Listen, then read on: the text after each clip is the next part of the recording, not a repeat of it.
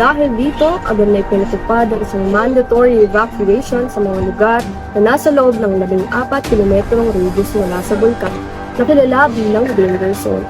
Ang mga lokal na pamahalaan at mga ahensya ng gobyerno ay nagsagawa ng malawakang pagsikanay sa mga apektadong residente. Nagbigay sila ng mga temporaryong tirahan, pagkain at iba pang pangunahing pangangailangan para sa mga inilikas.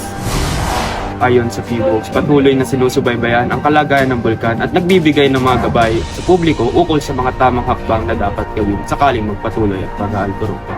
Pinapayuhan ang lahat ng residente sa paligid ng Bulkan Taal na manatiling alerto sa mga pagbabago sa kalagayan ng bulkan at maghintay ng mga opisyal na balita mula sa mga otoridad.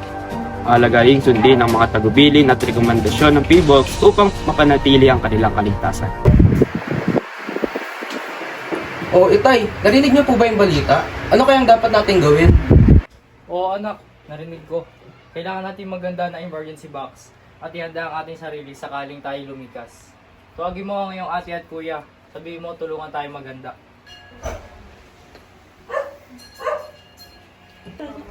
Mga ate at kuya, narinig niyo ba yung balita kanina? Nag-aalboruto daw yung Bulkang Taal. Pinapatawag nga pala kayo ni Papa para tumulong maganda. Ganun ba? Sige, susunod kami. Tay, pinapatawag niyo daw po kami. Oo anak, sumabog na kasi yung Bulkang Taal kaya kailangan nating maganda.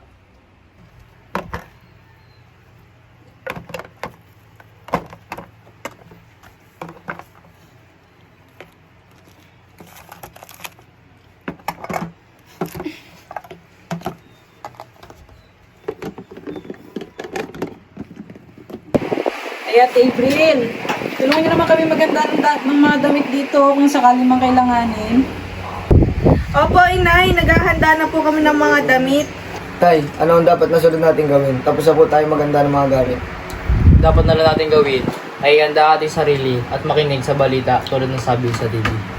Magandang hapon mga kababayan, nagbabalik muli ang Blue Life News Channel, NLNC. Kami ang inyong pinagkakatiwalaang pinagmumula ng tumpak at makabuluhang balita mula sa Cavite. Muli ako ang inyong lingkod, Cortisa Maniego, at sa mga sumusunod na minuto, ibabalik natin ang mga pinakamahalagang kwento at pangunahing isyu na bumabalot sa ating komunidad at sa mundo. Muli, panatili kayong makatutok sa NLNC kung saan ang bawat balita ay may kahulugan. Nangyari na ang inaasahang pagsabog ng Bulkan ngayong hapon ng alas 2. Ngunit, ang biglang pagsabog ay nagbigay daan sa makapal na usok, tapon ang bilis na kumalat sa mga palibot na lugar. Nagdulot ng malawakang panganib sa mga residente. Agad na nagpatupad ng mga aksyon ang mga lokal na otoridad upang matiyak ang kaligtasan ng mga pagdaming residente. Ang MDRRMC at Philippine Red Cross ay nagsagawa ng mga rescue operations na naglalayong makuha at maligtas ang mga tao nasa panganib. Ang mga evacuation centers ay bukas na upang pumunta ang mga evacuees na nagbibigay ng mga pagkain, tubig at iba pang pangangailangan. Napalitan silang magsuot ng face mask at basang tela upang maprotektahan ang kanilang mga bawang mula sa mga kapal na abot. Ang mga bintana at pintuan ng bahay ay dapat isara upang maiwasan ang pagpasok ng abot. Gayun din, pinapayuhan ang lahat na iwasan ang paglabas ng bahay hanggat maaari. Sumabog na pala ang Bulkang Taal. Kurt Archie, tulungan niyo ako, check natin ang bahay kung may butas na maaaring pasukan ng abo. Sige po, Tay.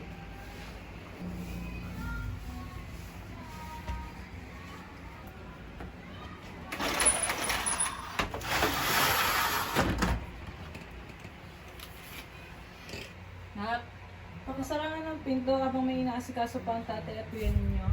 Sige po, Inay.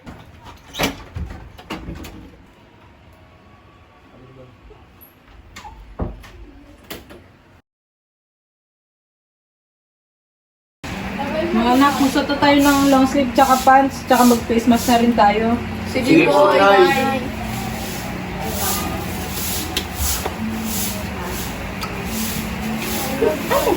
Oh, mga anak, tapos na ba kayo mag-BS? Opo. Opo, Opo, Inay. Tay.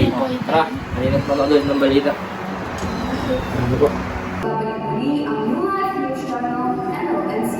Kami ang inyong pinagkakatiwalaang pinagmumulan ng tumbak at mga balita mula sa Cavite. Muli sa Monego at sa mga susunod na minuto ay ibabalik namin ang mga pinakamahalagang kwento at pangunahing issue na bumabalot sa ating komunidad at sa mga. Muli, panatili kayong nakatutok sa NLNC kung saan ang bawat balita ay may kahulugan. Ayon sa pinakabagong anunsyo ng PBOX, bumaba na ang level ng pagkantaan matapos ang malalibong aktibidad at basa. Ang pagbaba ng alert level ay nakakahulugang mabawasan na ang pangbaling ng malaking pagsabot at hazardous na aktibidad mula sa bulkan. Ang mga eksperto ng PBOX ay nagsagawa ng ekskusing pagsusuri sa lugar na nagpatunay na ang kalagayan ng bulkan ay mas naging matatag sa kasalukuyan. Sa kabila ng pagbaba ng alert level, patuloy na pinaaalahanan ang mga residente na mag-ingat at sumunod sa mga safety protocols na ipinapatupad ng mga otoridad. Ang mga apektadong komunidad ay pinapayagan na unting-unting makabalik sa mga kanilang mga tahanan. Ngunit kinakailangan nilang sundin ang gabay upang matiyak ang kanilang kaligtasan. Ang mga lokal na pamahalaan at ahensya ay nagsasagawa ng mga hakbang upang matulungan ang mga residente na muling makabalik sa normal na buhay.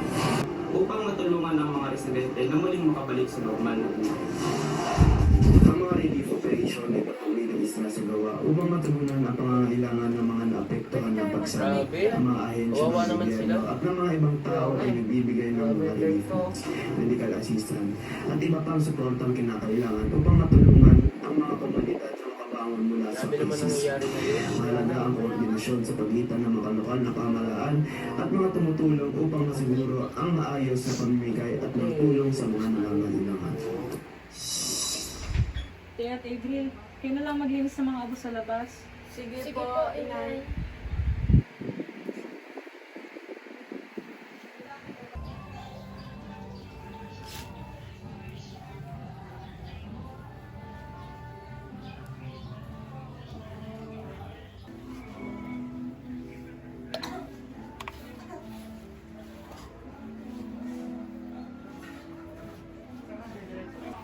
Kami ang pamilyang Matugay! Dito na po nagtatapos